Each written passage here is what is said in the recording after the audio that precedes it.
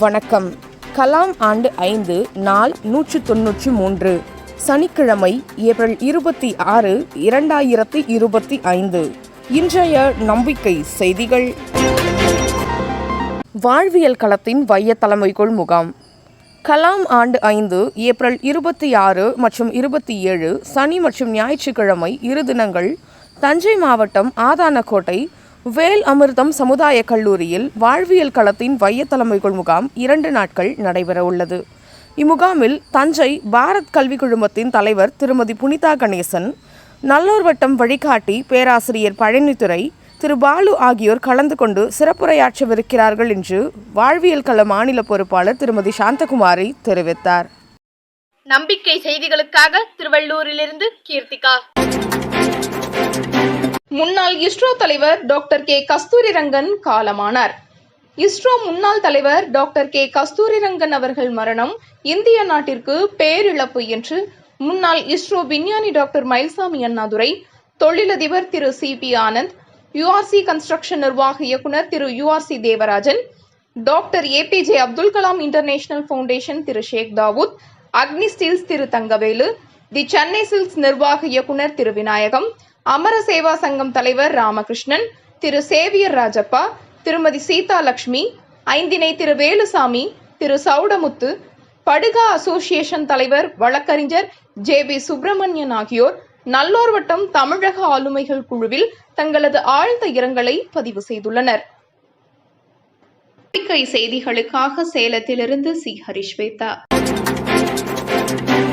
இல்லம் தேடி உள்ளம் நாடி சென்னையில் ஏப்ரல் 12 மதுரையில் நடைபெற்ற தமிழக ஆளுமைகள் சந்திப்பில் கலந்து கொண்டவர்களை தொடர்ந்து நேரில் சந்தித்து அவர்களின் கருத்துக்கள் கேட்கப்பட்டு வருகிறது.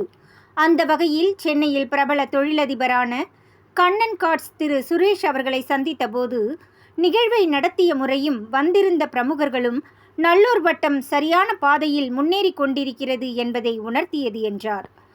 பிரபல திரைப்பட இசையமைப்பாளர் திரு தாஜ்னூர் அவர்கள் 25 வருட காலமாக நல்லூர் வட்டத்தை பார்த்து வருகிறேன். மதுரையில் வந்திருந்த பிரமுகர்களை பார்த்தபோது லட்சியத்தை அடைய முடியும் என்ற நம்பிக்கை எனக்கும் ஏற்பட்டுள்ளது.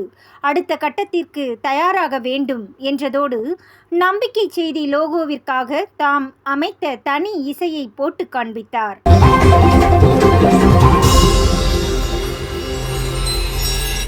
விரைவில் புதிய இசையில் நம்பிக்கை செய்தியை காணலாம் என்று திரு கௌதம் தெரிவித்தார். நள்ளிரவில் நல்லவர்களும் நடமாடுவார்கள். ஜொமேட்டோ வசந்த். ஏப்ரல் 23, 2025 புதன்கிழமை அன்று நள்ளிரவு 3 மணி சென்னை மேடவாக்கம் கூட்ரோட்டில் விசாக் என்ற இளைஞர் இருசக்கர வாகனத்தில் செல்லும்போது அவரது கைபேசியை தவறவிட்டார். அந்த நள்ளிரவு நேரத்தில் அவ்வழியாக ஜொமேட்டோ உணவு விநியோகம் செய்யும் இளைஞர் பயணித்தார். அவர் பெயர் வசந்த். வசந்த் கண் பார்வையில் பட்டது அந்த கைபேசி. அந்த கைபேசியை எடுத்த வசந்த் சிறிது நேரத்தில் அக்கைபேசிக்கு வந்த அழைப்பை பயன்படுத்தி அந்த நபரிடம் அவரது நண்பர் கைபேசியை தவறவிட்டதும் அது தம்மிடம் இருப்பதும் பற்றி தெரிவித்து தமது கைபேசி எண்ணை அளித்துள்ளார். அதனைத் தொடர்ந்து விசாக் வசந்த் இருக்கும் இடம் அடைந்தார். தற்போது வசந்தின் நற்பண்பால் தவறவிட்ட கைபேசியை விசாக் கையில் என்று விசாக்கின் நண்பர் பாலமுரளி தெரிவித்தார். வசந்த் போன்ற இளைஞர்களே லட்சிய சமுதாயத்தின் தூண்கள்.